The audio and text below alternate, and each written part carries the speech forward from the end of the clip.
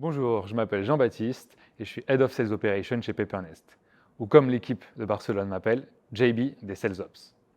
Alors, mon rôle, c'est avant tout être un chef d'équipe et manager, c'est-à-dire faire en sorte que l'équipe se sente bien, soit épanouie dans son travail et, on va dire, ait toutes les cartes en main pour réussir.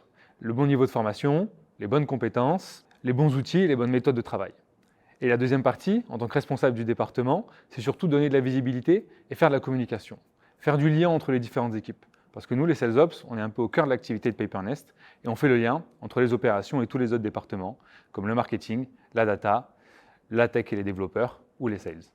Pour décrire le rôle de Sales Ops, en une phrase, je dirais c'est être au service des clients et des experts. Pour bien le comprendre, il faut comprendre quelle est l'activité de Papernest. Chaque jour, il y a des centaines de personnes qui sont au téléphone avec nos clients en train de réaliser leurs démarches administratives. Ces personnes-là, on les appelle des experts des démarches administratives. Donc notre rôle a deux aspects, les process et outils et la data. Process et outils, parce qu'il faut comprendre et entrer dans le détail de toutes les démarches administratives. Comment est-ce qu'on souscrit un contrat d'énergie? Comment est-ce qu'on souscrit une assurance habitation? Et essayer d'avoir une vision globale et dessiner un processus qui soit le plus efficace possible et on va dire le plus automatisé possible. Parce que l'objectif, c'est que autant le client que l'expert passe le moins de temps possible au téléphone pour réaliser sa démarche. Et le deuxième aspect, c'est la data.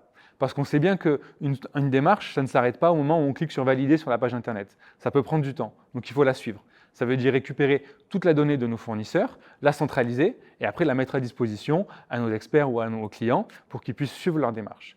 Et l'enjeu, c'est vraiment l'activation des contrats. C'est-à-dire, est-ce que mon client, il a bien l'électricité chez lui, il a bien son internet qui fonctionne? Et ça, c'est critique. Des challenges, c'est Papernest, on en a plein. Mais je pense qu'il y a trois constantes dans le métier des Sales Ops. La première, c'est la contrainte du fait de travailler avec des fournisseurs extérieurs. La deuxième, c'est la résistance au changement de nos équipes. Et la troisième, c'est la priorisation, parce qu'on a beaucoup de projets et il faut choisir. Si j'entre un peu dans le détail, la première, travailler avec des fournisseurs, ça veut dire qu'on ne va pas faire ce qu'on veut. Alors quand on travaille avec un fournisseur italien qui a un système informatique des années 90, on peut s'arracher les cheveux.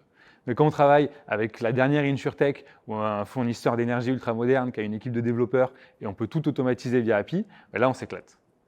La deuxième, c'est la résistance au changement. Donc régulièrement, on va voir les experts et on leur dit bon, aujourd'hui vous travaillez comme ça, mais demain vous allez travailler comme ça parce qu'on a remarqué que ça va être plus efficace, il va y avoir moins d'erreurs. Mais ça veut dire que vous allez devoir changer votre manière de travailler.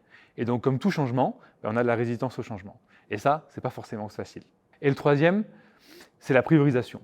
Parce que chez Papernest, on a envie de faire beaucoup de choses, on a beaucoup d'ambition, mais dans l'équipe Sales Ops, on n'est que 5, et l'équipe de développeurs chez nous aussi ont une capacité limitée. Donc il faut choisir.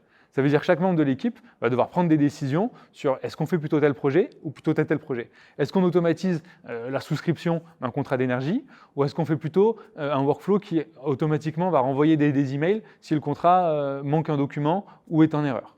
Je pense que chez Papernest, on peut s'attendre à beaucoup de choses. Mais moi, personnellement, il y a trois choses qui m'ont marqué. La première, c'est que ça va vite. La deuxième, c'est la liberté. Et la troisième, c'est l'ambiance. Ça va vite parce qu'il y a beaucoup de changements. Il ne faut pas s'attendre à faire la même chose pendant 6 mois d'affilée ou sur une même année. Moi, par exemple, j'ai commencé tout seul sur le marché espagnol et italien. Et au bout d'1 an et demi, j'ai repris tout le département Sales Ops avec 5 personnes dans l'équipe. Donc, si tu es plutôt flexible et réactif, je pense que tu peux coller à la culture de l'entreprise. Le deuxième aspect, c'est la liberté. Il n'y a pas besoin de 1000 personnes pour valider ton idée. Si tu as une idée, tu peux la proposer et direct la mettre en place. Donc ça favorise les personnes qui ont l'esprit d'entrepreneuriat et qui aiment prendre des initiatives. Et la troisième caractéristique auquel je pense qu'on est tous attachés, c'est l'ambiance. On a réussi à créer au sein de l'équipe opération et même plus largement dans toute la boîte une ambiance d'équipe qui est à la fois sérieuse parce qu'il y a beaucoup de gens qui sont très impliqués dans leur travail, même qui travaillent beaucoup, mais on sait se lâcher, on sait s'amuser entre nous. Il y a même beaucoup de moments off qui sont organisés. Et je pense qu'on est tous très attachés à ça et c'est même ce qui fait qu'on a envie de rester.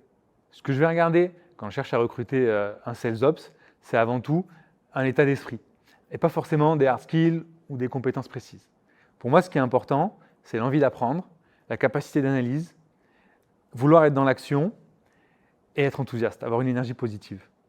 L'envie d'apprendre, parce que quand on arrive chez Papernest, on ne sait pas tout. Moi, par exemple, je ne connaissais pas le langage SQL et j'ai dû le maîtriser en quelques mois.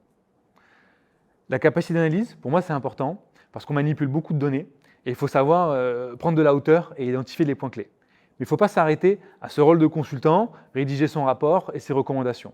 Il faut aller les mettre en place. Notre rôle, c'est mettre en place les plans d'action pour atteindre les objectifs ou optimiser les process. Donc quelqu'un qui est proche du terrain est capable d'embarquer les équipes, pour moi c'est important. Pour embarquer les équipes, il faut être enthousiaste. Il faut les contaminer de notre énergie positive. Et dès qu'un problème arrive, il faut être orienté solution, pas stressé, et se dire bon voilà, j'ai ce problème-là, quelle solution s'offre à moi?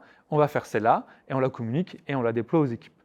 Et petit bonus, si jamais on maîtrise plusieurs langues, je pense que vu qu'on est dans un environnement international, la maîtrise des langues étrangères est toujours un plus.